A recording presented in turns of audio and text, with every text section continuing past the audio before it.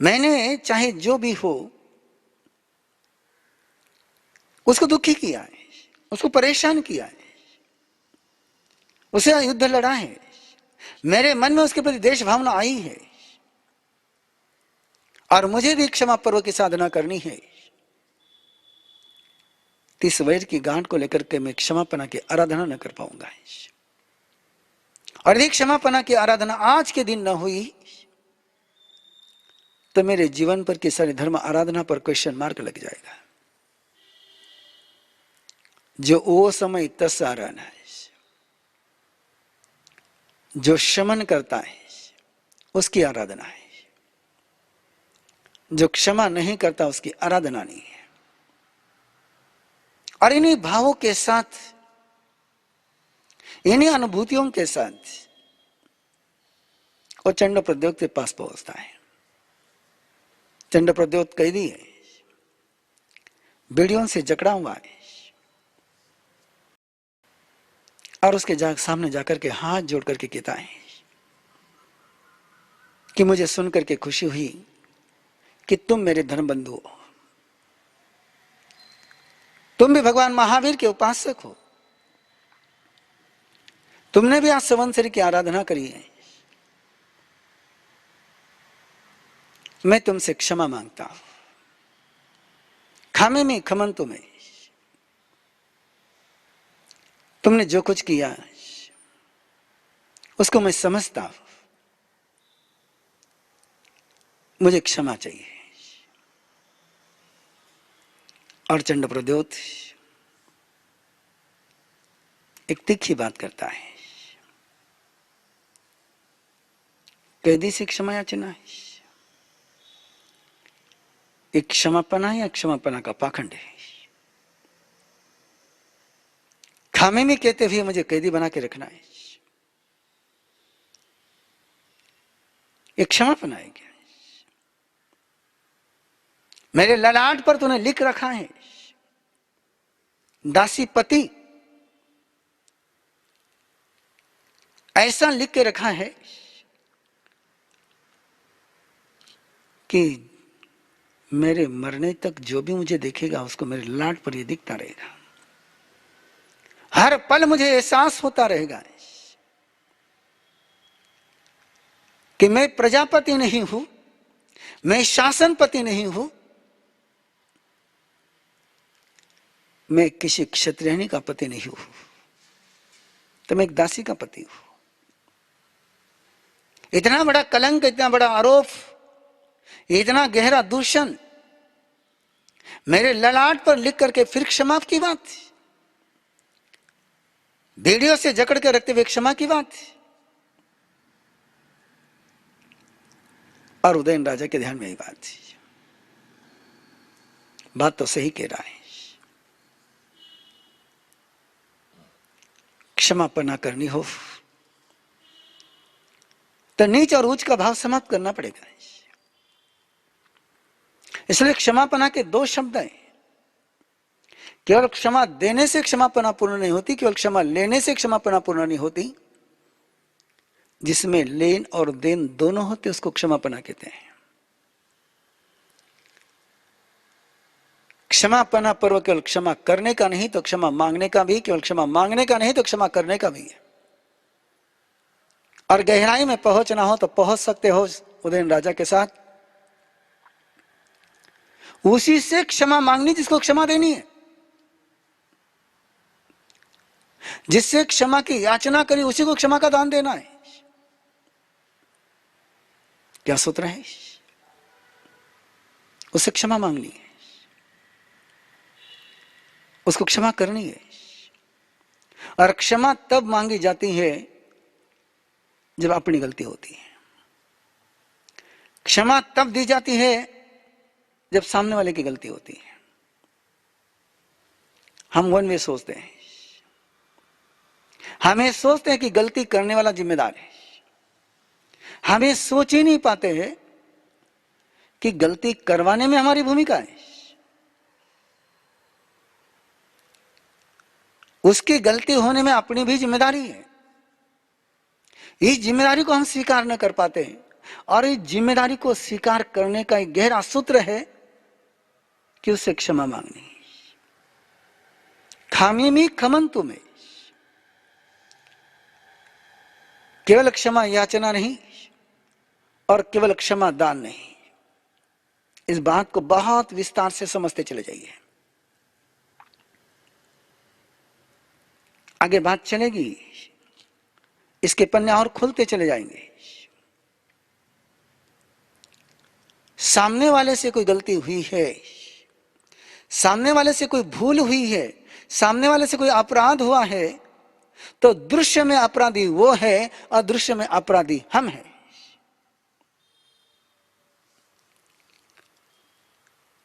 सामने वाले ने गुस्सा कराए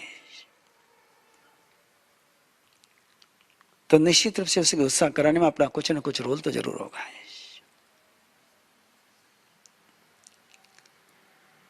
उस रोल को समझना बहुत जरूरी है, उस जिम्मेदारी को समझना बहुत जरूरी है। महात्मा गांधी के जीवन का एक प्रसंग है, पवनार आश्रम का है, साबरमती आश्रम का है। साबरमती आश्रम में एक आचार संहिता, एक नियम मर्यादा है। और एक दिन पता चला कि किसी व्यक्ति ने किसी नियम का उल्लंघन किया है और उल्लंघन करने वाला खुल करके सामने नहीं आ रहा है। महात्मा गांधी ने प्रयास किए, लेकिन जब खुल करके बात सामने नहीं आई तो उन्होंने उसके लिए स्वयं को प्रायश्चित लिया, उपवास शुरू करे। और महात्मा गांधी ने जब उपवास शुरू करे तो अपराधी का दिल पिघल गया है और उसने जाकर के अपना गुनाह कबूल किया है। लेकिन फिर भी महात्मा गांधी ने उपवास पूरा नहीं किया है। उनसे पूछा गया क्यों? बोले आश्रम में रहने वाला कोई आश्रमवासी कोई गलती करता है तो जिम्मेदारी मेरी है, आई एम रिस्पॉन्सिबल। मैं उसको निर्भय नहीं कर सका, मैं उसको अभय नहीं दे सका, मैं उसके लिए मुक्त वातावरण नहीं कर सका कि वो खुल करके मेरे साथ बात कर सके, ऐसा वातावरण न दे सका है। इस जिम्मेदारी को समझना बहुत जरूरी है। करेमी कार्यमी करंतम पे अन्नम अनुसमन जानामि। केवल गुनाह करने से ही नहीं होता है, गुनाह कराने से भी होता है और गुनाह करने की व्यवस्था निर्माण करने से भी गुनाह होता है। और इस अनुभूति को यदि हम स्वीकार करेंगे तभी हमें पता पड़ेगा खामे में खमन तुम्हें का मीनिंग क्या है। ऐसा नहीं कि मैंने जिनके साथ अपराध किया है उनकी मैं क्षमा मांग रहा हूं, उनसे क्षमा मांग रहा हूं जिनको मैं क्षमा दे रहा हूं, जिनकी मैं क्षमा याचना कर रहा हूं उनको क्षमा दे रहा हूं, जिनको मैं क्षमा दे रहा हूं उन्हीं से क्षमा याचना करो। खामी में खमन तुम्हें सिंगल डायमेंशन नहीं है। और उदयन राजा को महसूस हुआ है ये मेरी क्षमापना का मीनिंग क्या निकलेगा। ये औपचारिक क्षमापना होगी यदि उसका प्रत्यक्ष में कोई परिणाम सामने न आएगा। मैंने बहुत बड़ी गलती करी है, इसके ललाट पर दासी पति लिख करके जब भी आईने में देखेगा, जब भी लोग इसके तरफ देखेंगे, राजा के दृष्टि से देख नहीं पाएंगे, पिता की दृष्टि से देख नहीं पाएंगे, शासक की दृष्टि से देख नहीं पाएंगे। जिसकी भी नजर उठेगी उसकी नजर में एक ही भाव आएगा, दासीपति। कुछ पलों के गुनाह की सजा मैं इसको जिंदगी भर दे रहा हूं, नहीं। इसलिए भगवान महावीर ने चोर को चोर कहने से मना किया, न तेनम तेने उच्चे। काने को काना कहने से मना किया और उसके पीछे उद्देश्य ही था। कोई 24 घंटे चोर नहीं होता है, कोई 24 घंटे मक्कार नहीं होता है, कोई 24 घंटे क्रोधी नहीं होता है। कुछ पलों के लिए गुस्सा करता है, लेकिन हम उसको 24 आवर्स कहते गुस्सा वाला है, ये गुस्सा वाला है, ये गुस्सा वाला है, ये चोर है। कुछ मिनटों की हुई भूल को हम 24 आवर्स में एक्सपांड करते हैं। उस पल के लिए वो चोर था,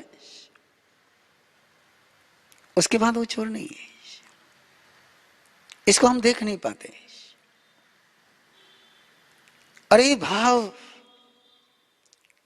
उस पल उदयन राजा के मन में जन्मे, के अंदर में एक संवेदना का भाव जन्मा था।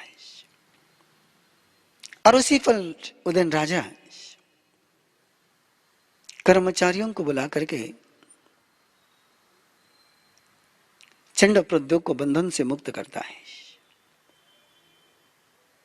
और केवल मुक्त करने तक बात नहीं रुकती। राजसभा में दूसरे दिन उसके शीर पर मुकुट रखता है, रत्न जड़ित अपना मुकुट, जिसके कारण से उसके चेहरा ललाट पर जो लिखा हुआ लेख था वो किसी को दिखे नहीं।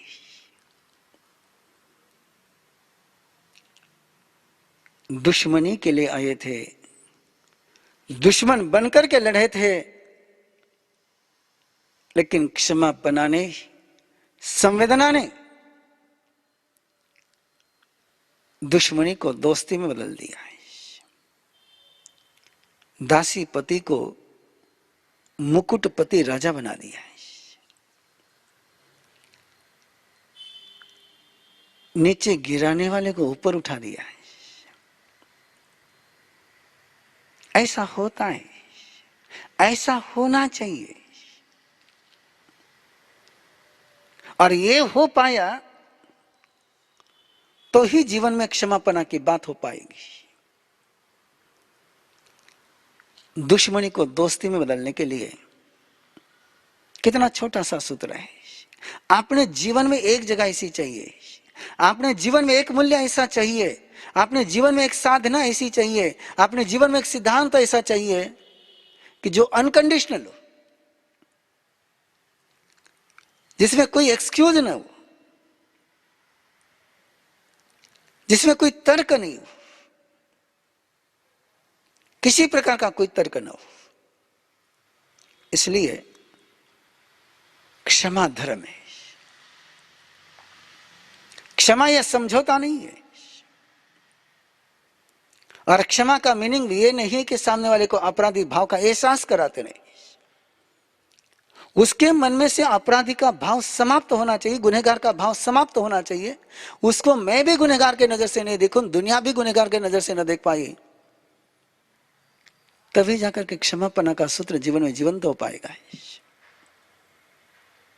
बड़े गजब के सवाल हमारे आते रहते हैं, कितनी बार माफ करना है, और कितनी बार माफ करना, यह सवाल तभी उठता है जब आपने एक बार भी माफ नहीं किया।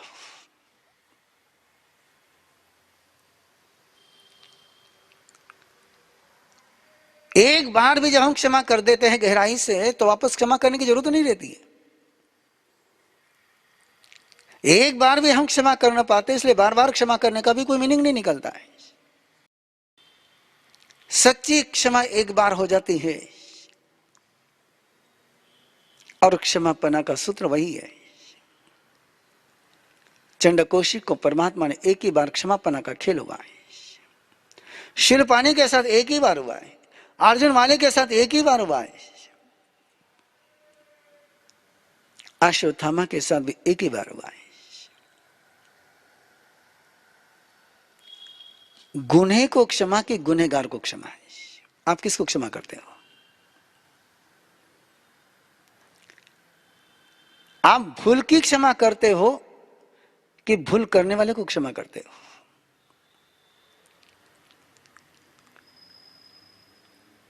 उदयन राजा ने चंड प्रदेश की गलती को माफ किया कि चंड प्रद्योत को माफ किया? एक क्वेश्चन यदि आपके मन में नहीं आया हो तो ले आइए और स्वयं को टटोल कर देखिए।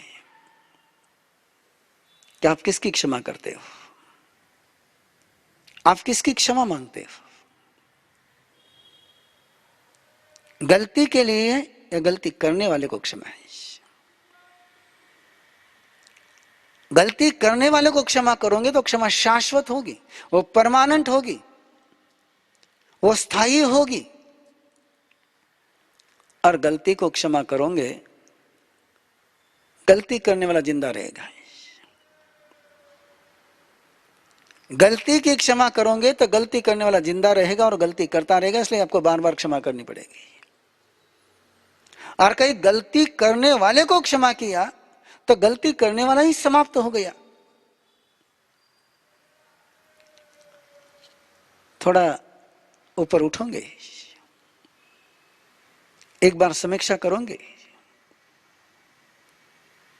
क्या कारण है कि चंडकौशिक वापस गुस्सा नहीं कर सका।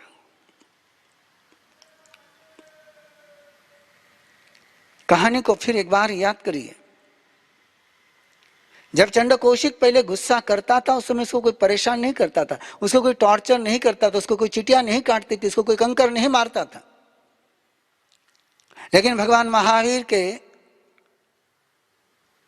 संपर्क में आने के बाद, परमात्मा के कृपा सागर से वो क्षमा का सागर बना, और क्षमा सागर बनने के बाद उसने अपना मुंह बिल में डाल दिया, कि जिसके कारण से आंखों से किसी के पास जहर पहुंचे ही नहीं। लोगों को खबर मिल गई कि अब चंडकौशिक काटता नहीं, और लोग पूजा करने लगे। दूध, जबकि कोई सांप दूध नहीं पीता है, कोई नाग दूध नहीं पीता है, धारणा चली आई है। और वह दूध जब चढ़ने लगा तो चींटियां काट रही है, चंडकौशिक के सर्प के शरीर को चींटियां काट रही है।